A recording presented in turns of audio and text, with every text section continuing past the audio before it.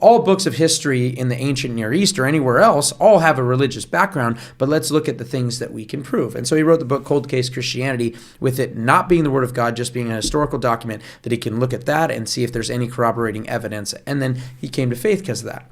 But his book Person of Interest was the one that stuck out to me, because what he does is say, all right, I don't have the body. Let's pretend, because he's a cold case detective, a lot of times they don't have the body. So if I don't have the body, could I still prove that Jesus truly rose from the dead? Could I still prove that he's the Messiah that was promised? All of that. Could I still prove it if I didn't have the New Testament? And so what's interesting is it's kind of the methodology that I used after I came to Christ. I'm like, I want to see how true this is. And so I want to give you like a three-pronged, somewhat three data argument. There is the data of before Jesus, the data of during Jesus, and the data of after Jesus to why somebody would even believe in him, right? We could talk about the modern culture. You said it's 2024, right? Our entire date is predicated on it. All of Western culture and the things that you love are predicated on the fact that people believe that Jesus rose from the dead. Everything that we love today and modern society, not the things we hate, because I believe God has put that in us to hate them because they're not supposed to be part of our society. But all of those things, we could talk about that. But the three-pronged argument somewhat for Jesus actually being who he said he was starts out all the way back, I think before time, but in the book of Genesis, because I want to give kind of a historical pushing towards, and I believe what we call the Ketuvim, which is the law, the Torah, the first 5 books, the writings, and the prophets. And what that was is a three-pronged understanding of the Old Testament, as Christians call it today. Jews would not call it the Old Testament, they would call it the Ketuvim, because it makes up those first 5 books and then the history and writings and then what the prophets would say. And so I would make a case for Jesus just from those books. In fact, that's what all of the New Testament after Jesus writers had to do, was make a case from that. So it all starts out that in the beginning, God created the heavens and the earth. Now, I would say this rather than what we call a Unitarian perspective. I would say from a Trinitarian perspective, it makes sense to me that God existed prior to creation eternally, but in that eternal state, his attribute of love would already be expressed perfectly between Father, Son, and Holy Spirit.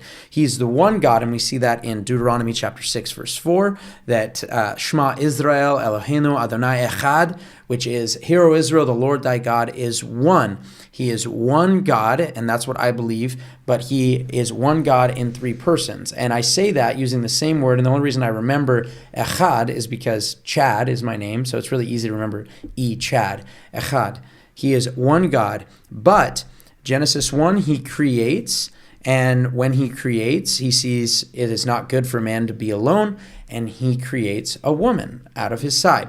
And when he creates that woman, it says the two shall become echad, one flesh. In the same way, I would describe any sports team. We're in LA, the Dodgers are out here. I would describe the Dodgers as one sports team. They're made up of a catcher, they're made up of a first baseman, a pitcher, and so forth. And so when I see those, the Dodgers are one. Will Smith is the catcher for the Dodgers. He's one person. Clayton Kershaw is a pitcher for the Dodgers. He's one person. Mookie Betts is a center fielder. He's one person, but they make up the one team, the Dodgers. There's not a first Dodgers, second Dodgers, third Dodgers. They're one. And the same word used to describe God as being echad, one, is used in Genesis 2 to describe when a husband and wife come together, they are echad. They're one. So God expresses in his attributes the fact that he is love. We know that, and we all yearn for love. Every single person that has ever existed yearns for love, and it's one of the attributes that God communicates to us immediately, and it's something he had in eternity before creating the first human, before making a speck of dust. And so God creates them, and then in Genesis 3, something we already talked about, Satan comes and deceives the woman, and then the man falls into sin. He sees her deceived, and he chooses to fall into sin. But there's a promise that happens with the very curse that happened. And this is something that's prevalent throughout the entire Old Testament. There is always a judgment, but there is always hope through the judgment that is coming every single time. And so a judgment takes place that when sin was befallen Adam, and he's our representative, in the same way, if you work at a company and your boss decides to do something illegal, you get affected by it. And so he is our representative, and we are all affected from the sin that Adam committed. So Adam commits that sin, and God says death and destruction are going to come into this world. We would love to have Eden and make it beautiful. Death and destruction are going to come upon this world, but there's hope through judgment. He makes a prophecy. We call this in Christianity the proto-evangelium. It means the first gospel message, because it says that of the serpent, it says there will be a seed that comes from the woman, so a child that will come through the woman, through man, and that seed will eventually crush the head of the serpent, will eventually put to death Satan. And he will also, when he crushes the head, his heel will get bruised. So we know that when Jesus has victory, or we know who this seed, if I'm not saying Jesus yet, we know this seed that comes from the woman will eventually be bruised in order to put away Satan or to relinquish his power. So that's the first promise. Then in Genesis, we see how wicked people get immediately. Genesis chapter 6, it says that the thoughts and intentions of man's hearts grow wicked, and they only can think about wicked things. They're just wicked. And that's what happens with Noah. He builds the boat and so forth, and then he takes it through the water, and God wipes these people out and then builds civilization through Noah. And he does that, I believe, also to show that even in judgment, he will protect his people, always. And then after that, Noah begins civilization and so forth. Cain and Abel have already happened.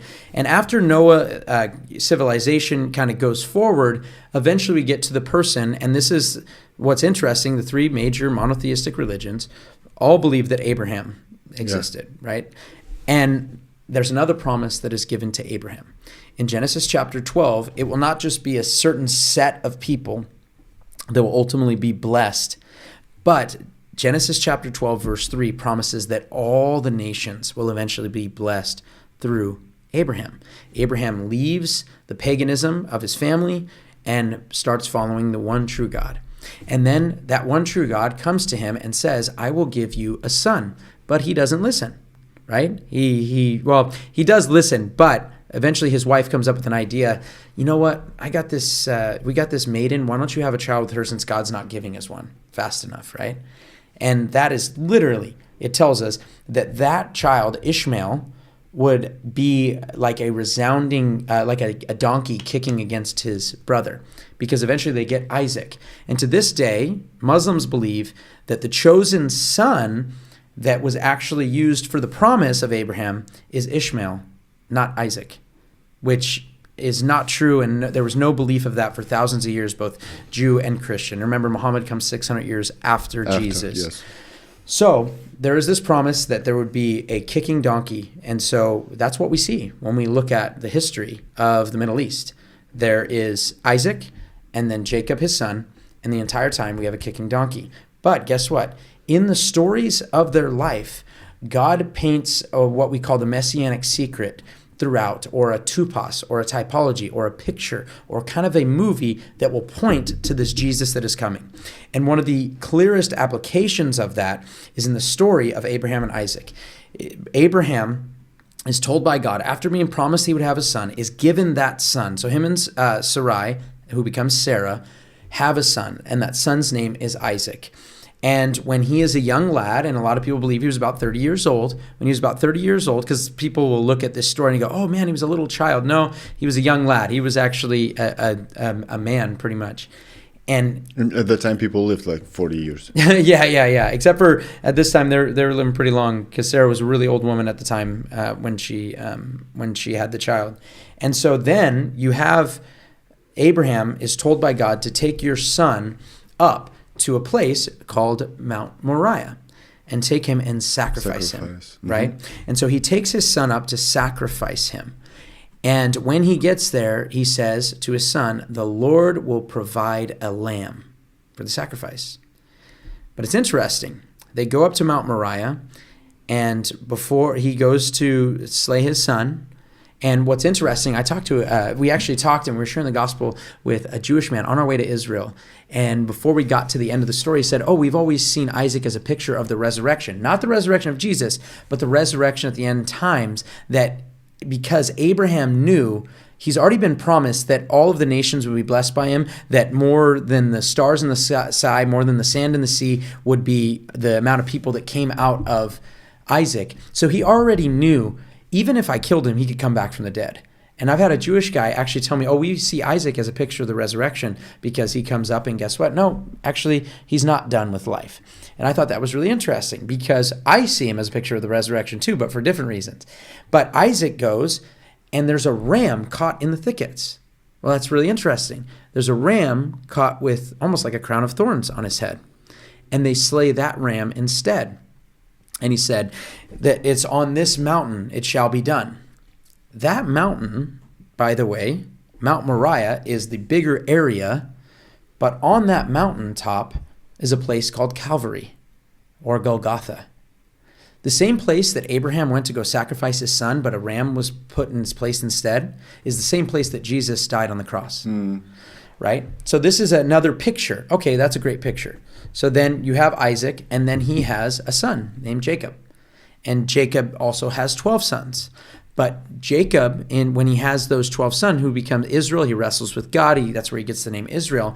What's interesting, he has a son named Joseph. And I believe Joseph is the best picture of Jesus that we have in all of the Old Testament. This is only Genesis before we even get to the prophets.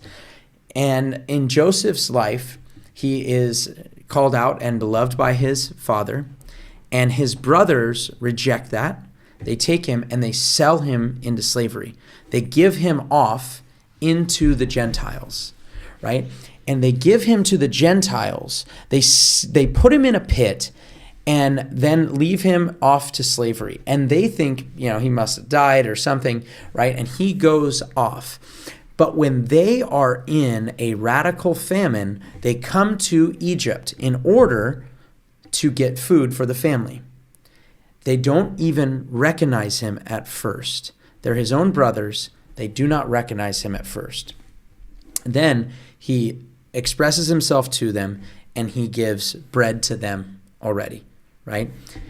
What's crazy is it tells us in the book of Isaiah, this was written 700 years before Jesus, it says, who will believe our report? We thought him smitten, stricken of God. He was pierced for our transgressions. He was bruised for our iniquities. It's a prophecy 700 years before Jesus walks on the earth said that the Jews would look at Jesus and say, he's cursed.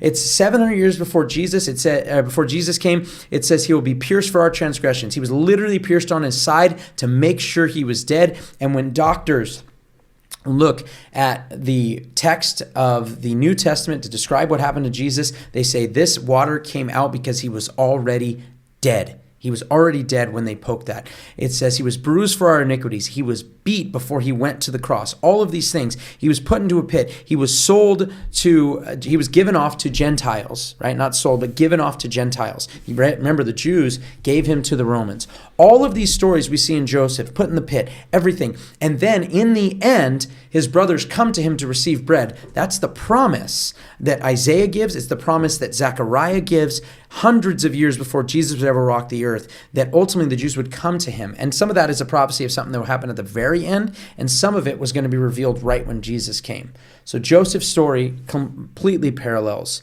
what happened with Jesus, rejected by his own brethren, but when they need that bread, they're going to come to him at the very end.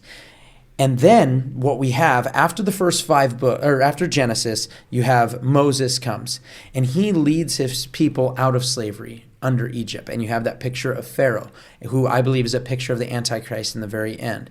And Moses promises there is going to be a prophet one day just like me.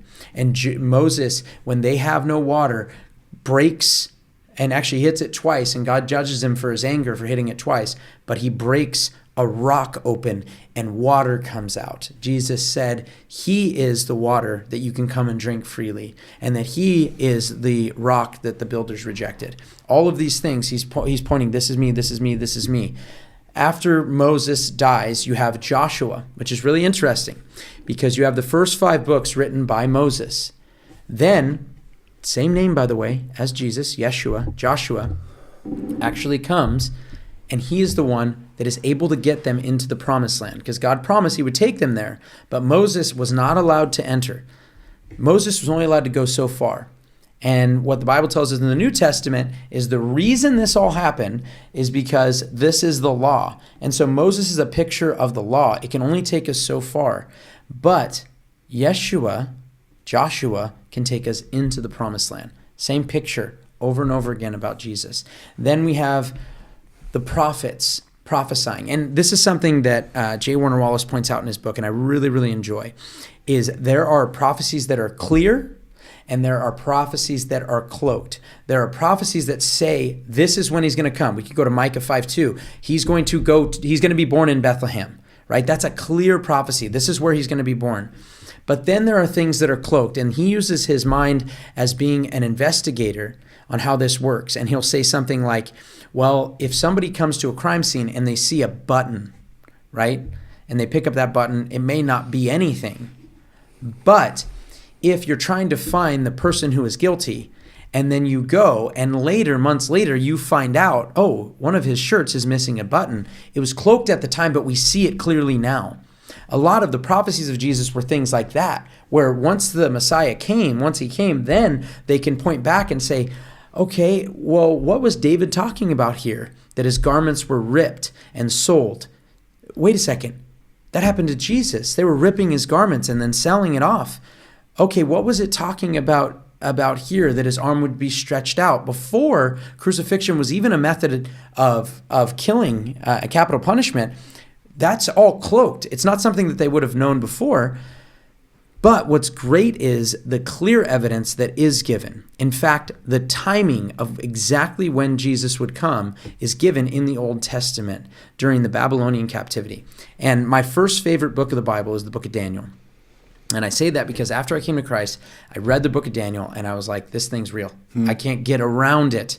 And the reason why was not just because the prophecy he gives about Jesus in chapter 9, but the reason why is because this guy prophesied all of the nations that would come. In fact, Daniel's book that was written during the Babylonian captivity, which is around 586 during that time, this book was written, and actually the prophecies, according to Josephus, not a Christian, but a Jewish historian right after the time of Jesus, says that they took the prophecies written about in Daniel to Alexander the Great and said, please do not take over Jerusalem. We have written about you.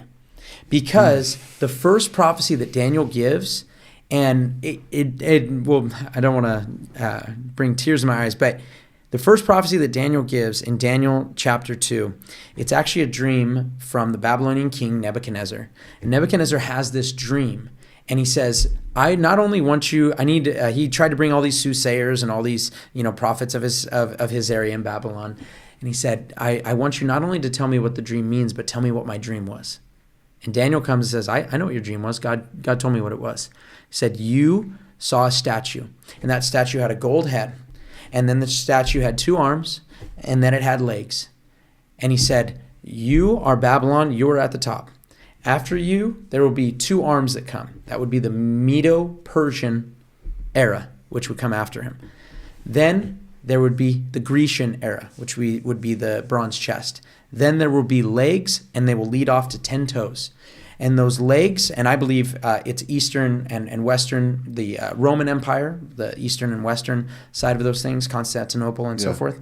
And then it will have 10 toes, and those 10 toes will represent 10 nations.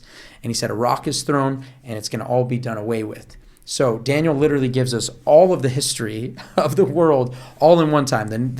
The toes representing different nations, and says they're iron mixed with clay because none of them are one and the same. I believe the legs representing the Roman Empire, Eastern, Western, and then the Medes and the Persians, and Greece being the chest. And that's exactly the order that it went in long after Daniel died. And so that prophecy alone, I remember I saw that and I looked at the history of it and I was like, that's incredible. And I was like, man, I'd really love that in my Bible. Like, it'd be so cool to just have that in my Bible so I could always point to it like, man, I really can believe it because of this. And this is where I believe wholeheartedly that God, it's not just that he's like, okay, here's a bunch of people and have some fun, but I believe he intimately is acquainted with all of our ways, and he knows every hair in our head, and he knows some of the things that we need at all times, and we just got to go to him. And it's because I wanted that so badly as a young child. I really wanted that, or not a young child in the faith. And what's crazy is a couple months after I came to Christ, my grandpa gives me these 2 books. He said, hey, I got these books from your great aunt. She loved Bible study. She taught Sunday school back in the 1920s. I'd love to give you a couple of her books. So I was like, oh, great. That'd be awesome. So he gives me 3 of her books. 2 of them are old commentaries on the book of Genesis. And then one of them is Dante's Inferno and, some things. I'm like, oh, that's great. And so I open it up and I'm like, whoa, it has her certificates for teaching Sunday school in 1923 and 1927. This is so cool. And then as I'm opening it, slides out this picture that she had drawn in the 1920s, before Israel was even a nation again. Yeah. In the 1920s, and it is the picture that she had drawn of Daniel's dream. And I was like, it was one of those things that showed me that she was drawing that long before I was born, but God knew when she was drawing that one day a drunk loser would come to know Christ and would want this picture in his Bible. And she was drawing that, not knowing one day that would be me. And God is that intimately acquainted with me. I was like, he's really cool. He's not just like, this is a good idea. This guy's really cool. And I looked at that prophecy, but Daniel chapter 9, I realize you can trust him. He actually talks about this lopsided bear. He talks about how one of the things about Alexander the Great, that he would be cut off at the height of his, right when he was at his peak, he'd be cut off. He died at around age 33, right? And then it wouldn't be given to family members. It wasn't. It was given to military leaders, Ptolemaic era and so forth that took place after him. But what was crazy was Daniel chapter 9. That one just blew me away, because in the New Testament, in Romans chapter 5, it says, at the right time, Christ died for the ungodly. So I'm like, okay, at the right time, what does that even mean? Why does it have to be at this time? Why didn't he come earlier? Why doesn't he come later? Why does he have to come right then? And it's really interesting because in Daniel, this is during the Babylonian era. Their temple is destroyed by Babylon. The temple that Solomon had built is destroyed by Babylon. They are sitting there in Babylon as slaves for many, many years under that reign. It was something that was prophesied by Jeremiah, that they would be under Babylonian captivity for 70 years. That's exactly how long they were under captivity. But during that time, he writes this prophecy that the archangel comes and gives to him. And Daniel says in Daniel chapter 9, and I don't want to get into all the math of it, but he says very clearly that there will be 69 Shebuim, which are like 7-year periods. Or though you might see it translated weeks, but the weeks deal with the 7-year periods. And the 69, when we look at it, he actually says this is when the Messiah will be put to death. He'll be cut off. And so he will be put to death. Well, when is that? What's crazy is it gets it all as almost exactly, those 69 times 7 gets us almost exactly to 33 AD. Almost exactly to the very time, because he says this is when it's going to be cut off. This is when the Messiah is going to die. But what's crazy about the prophecy is he says long before the temple is built, he prophesies that the temple, the second temple, is going to be destroyed. So the Messiah needs to come before the temple is destroyed. And this is the problem. This is what's problematic for those who are still following now modern day Judaism, is that it was very clear by your own prophets that the Messiah needed to die before that second temple was destroyed in 70 AD. So if you did not get a Messiah by 70 AD, you missed him, or he didn't come, one or the other. And one of the interesting prophecies when you read Haggai, in Haggai it prophesies of the new temple that is going to be built.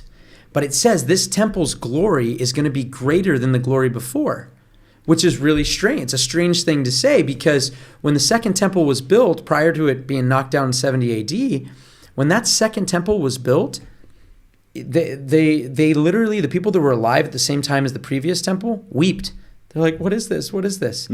But Malachi gives us better information about the prophecy. The reason why the glory will be better, because God himself will step into it. Well, when did God himself step into the second temple? Oh, when Jesus came. And when Jesus came, he brought whips and started throwing up tables because they were turning his father's house into a den of robbers. The reason why the glory of the second temple was better than the first wasn't because it was better built, because Solomon's was better built. Solomon had more glory in it. But the reason why is because God was going to step into time, space, and matter. And so all of these prophecies leading up to the exact time that Jesus would come, those are called the fuse to trying to convict. That's what J. Warner Wallace calls it. They're the fuse to try to convict that Jesus is really the Messiah. And all those fuses led up to that. There's also things in culture that led up, not just the prophecies, but all those things in culture. So many of the false gods of the nations, they would not all line up, but a lot of them would have characteristics that looked forward to the Messiah coming. It's very interesting. And then when the Messiah actually came, you have Jesus there performing all the miracles promised. And what's crazy is a lot of people believe Mark is the first gospel. The one thing that Mark's gospel gets across is that Jesus is the same Yahweh that we've been seeing in the Old Testament. He's able to forgive sins. He's walking on water. All of these things that he's doing are prophecies that Yahweh alone can do. So all these things, these promised Messiah, all this stuff. And what's crazy is too for the Jews, and this is more of the afterglow here of the explosion of Jesus coming. It says in Isaiah 700 years before Jesus, and I believe it's 46 verse 9, it says that this Jewish Messiah would be a light to the Gentiles. So tell me, what Jewish person has caused Gentile peoples, me included, to worship the God of Israel? What Jewish person? It's not the Rebbe who they still are claiming is going to come back from the dead. I wonder where they got that story, right? It's not the, Wendell Schneerson, who they used to have somebody there with a cell phone sitting at his grave waiting for him to resurrect, somebody who never even been to Israel, doesn't meet the requirements of the Messiah. And you have these people waiting on that when if you ask somebody, do you know who Rabbi Schneerson is? Most of the world have no idea who that is unless they grew up in New York. You could ask anybody almost anywhere, who is Jesus, and they have to give an answer.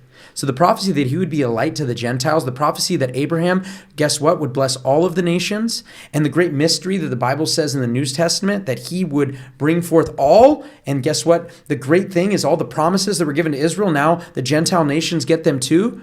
Guess what? All of that is fulfilled in Jesus.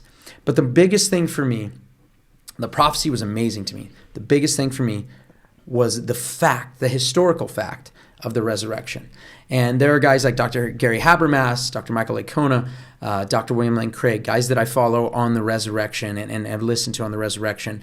And they call it the minimal facts approach. So what they'll do is they'll take what historians, and some of them are to 90% and some are to 95%, what historians, whether they're Christian, Jewish, or atheist, what they will agree on. And he said, even if you take the minimal facts, no matter what you get to, Jesus rose from the dead.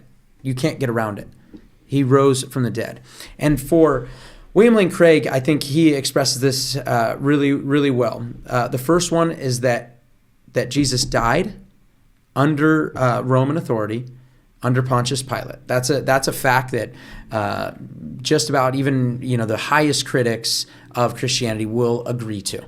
Right, that Jesus died, except for Islam, but that comes 600 years later, and even some Islamic teachers say, even like some Islamic historians... They say he was substituted? He was substituted, yeah. They have to come up with something else. But they say it's not really historically accurate to say that Muslims, 600 years, we're not going to ask somebody 600 years later the truth about what we have in very early documents. We just wouldn't do that.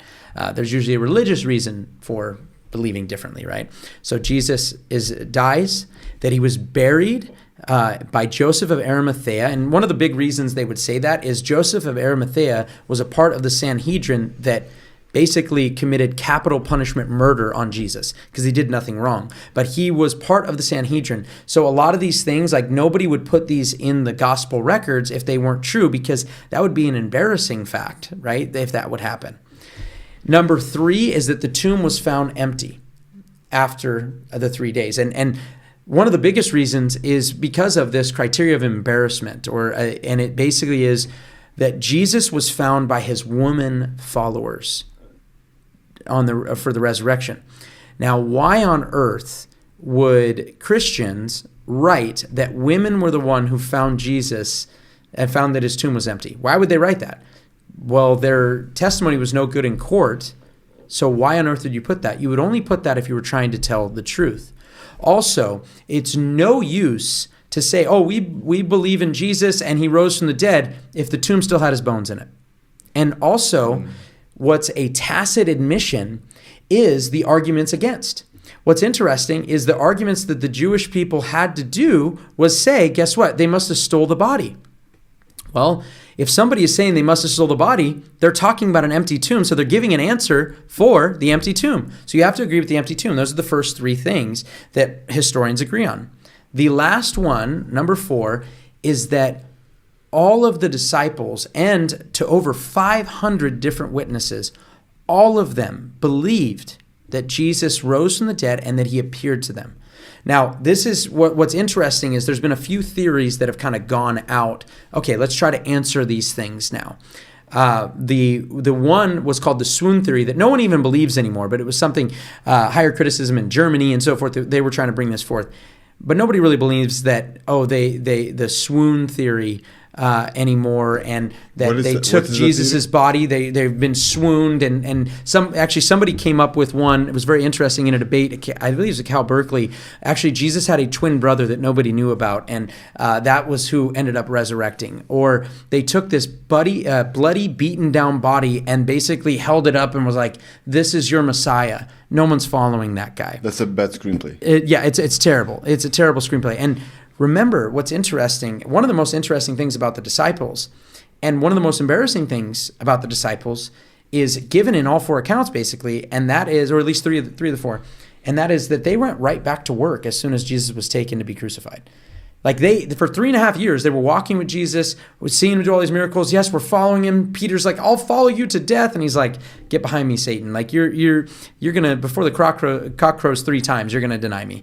You're not gonna do that." And these tough guys who were cutting off Malchus's ear, that's what Peter did. Jesus literally reattached it, and I believe he did that to save Peter's life because he would have been killed. And they would have been like, "Who took Malchus's ear?" But then you got this guy like, "Well, my ear got reattached, what are you going to answer to?" Like, then you got to believe in Jesus too. And so you have all these guys, tough guys, fishermen, that are rough and tumble, and all of a sudden, literally on one account, and this is Peter, by the way, a little girl comes up to Peter and was like, "Don't you know Jesus?" And he literally starts firing off cuss words like, "I don't know this, I don't know that guy." Like that's what he says. "I don't know anything about this guy," to run away from him. But then all of a sudden, something happened that made those same witnesses that admit to being cowards when Jesus was taken, all of them became like lions. All of them went and were beaten and ridiculed and mocked. And what's crazy is we know for a fact that they went and died knowing whether or not Jesus rose from the dead. And I've said this before, but it bears witness. It's very important. Somebody right now could be like, "I believe everything about Jesus," and die as a martyr. And they have no idea whether or not 100% what Jesus said and did were true outside of personal confirmation and prophecy from Scripture. But these guys who ran away when Jesus was taken because they were expecting the Messiah is going to rule and reign in Jerusalem, and the David, just like David, he's going to be a king, not realizing that's for a later time. The sins need to be paid for first, or otherwise God's wiping out everybody. And guess what? They now are seeing this risen Christ, and they're like, "Wait a second." And the reason why this is so compelling to me is that even non-believers believe those 4 facts. Like even people that don't trust that Jesus or even believe in the resurrection, they'll come up with a theory, and some of them are just, well, God can't raise people to the dead, so that's why, or God doesn't exist, that's why. But the fact is once you believe that God exists and that he spoke everything into existence, the resurrection, is child's play for God. Right? He could raise up Jesus from the dead, of course, because he created everything. He created matter. Like he can do anything. And so what I came to realize very clearly is that all of these stories, and when you're looking at these disciples dying for it, they knew whether or not what Jesus did was true. They knew beyond a shadow of a doubt. And so all the talk that he said, don't store up for yourself treasures on earth where moth and rust corrupt, where thieves break in and steal, store up for yourself treasures in heaven. All the promises of the afterlife that he gave, it all was true, and it was vindicated by God by raising him from the dead. And so what we have in what happened at the time of Jesus and then the reaction afterward is clearly something changed in this world.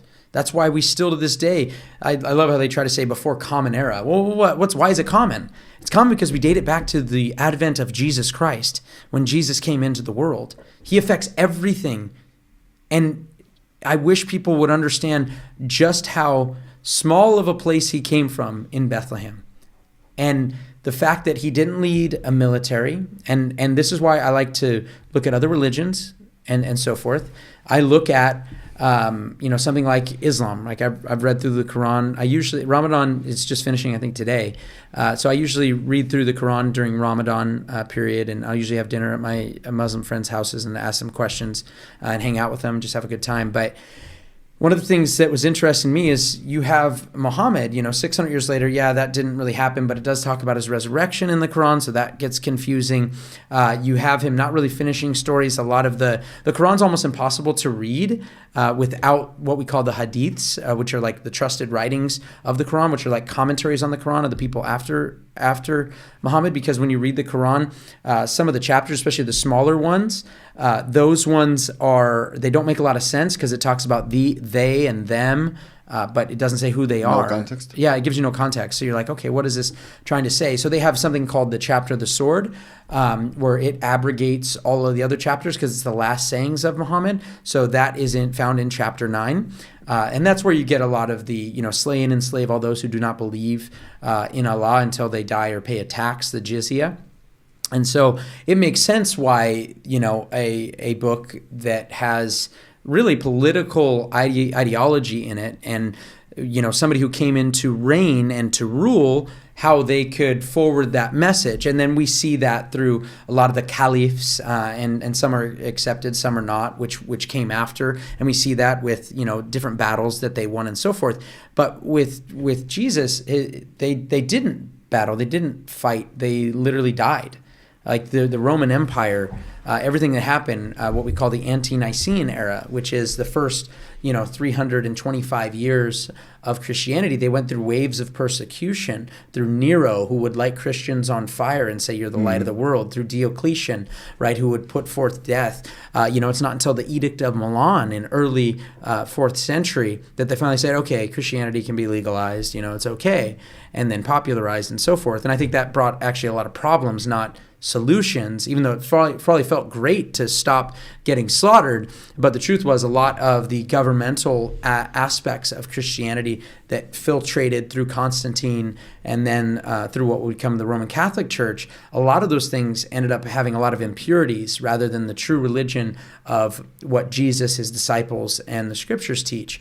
But I understand how philosophies can also be expressed, and people could take them and go, okay, I'll make this my own, right? Mm-hmm. Buddhism, right? When you read the Bhagavad Gita, like I have read the Bhagavad Gita, when you read it and you see stuff like, okay, you have Siddhartha before he becomes Buddha, you have him looking at his child and the mother who just gave birth to that child, and you have him leaving them to search for enlightenment. Yes. Now, where I come from, we call that a deadbeat dad, not anyone I want wisdom from, right? I say this about pastors. I don't care what you have to teach if you don't treat your wife correctly. Do not care. If you beat your children, I don't care what you have to say about Scripture. That's an easy philosophy I think we all can probably agree to. So I look at that, right? I look at Hinduism, thinking everything, God's kind of everywhere and so forth. All of those things contained fleshly desires and gods that were inside of our realm, not gods that were outside of time, space, and matter. So when I look at, Muhammad, when I look at, he appealed to a lot of the flesh, right? When you look at certain surahs, obviously being a warlord, yeah, that would help. Obviously having multiple wives, yeah, that appeals to the flesh. There's actually a surah, I think it's 33 if I remember correctly, where he abrogates and actually puts a kibosh on adoption because he goes and sees and is attracted to his adopted son's wife. And then he basically, because it had already been outlawed, he said, God has given me another vision. I actually can marry her and I can take your wife from you because you're not actually my son and you're not adopted. So in Islam, there's no adoption. No adoption. Yeah, which is kind of crazy, right? But at the same time, no foster homes. That's true. No foster home, but foster homes are usually by the government and stuff. But yeah, but I have an adopted older brother and an adopted younger sister. And one of the beautiful things for me is, according to Scripture, I've been adopted by God Himself. And so I cry out, Abba, Father, to my adopted father. I'm not saying adoption's perfect. It is better than abortion. Obviously, killing someone is much better. But that sounds really good on the surface, but it only sounds good to somebody who would want to, in their flesh, do these certain things. But when I'm reading the Scripture, it goes against all of those things. It goes against all of my the things that my nature wants and so forth. And so when I see Joseph Smith in Mormonism trying to corrupt and so forth, taking multiple wives as well, I'm like, wow, that's really interesting. And the Spirit seems to be pushing the same thing from Islam and Mormonism. There's a lot of similarities. Oh yeah, we're teaching the same message, but the message is totally different than the message that was given already. In 1 John chapter 2, I believe it talks about Muhammad beyond a shadow of a doubt. It says, what is Antichrist? He who denies the Father and the Son. When you go to the Alaska Mosque that's in Israel right now, across the entire thing, it says over and over again, Allah has no son. Allah has no son, over and over again. And in 1 John chapter 2, it tells me that's how I identify the Antichrist. So I like to give the analogy of, imagine I'm a father, and I have expressed to my children, I have to go away, but I am coming back for you. But I have to go away. And here specifically is what I look like. Remember my face. And here is what the neighbor who I think has bad intentions for you, this is what he looks like. And these are the things that he is going to say to you to get into our house and act like he is your father. Remember this. And then the father goes away, and when he comes back, there he is sitting in the living room with the kids. And guess what? Acting like a father. Acting like a father. And that's what I see Islam doing 600 years after. It's also what I see Joseph Smith doing, 1800 years after as well. But we've already been given the message.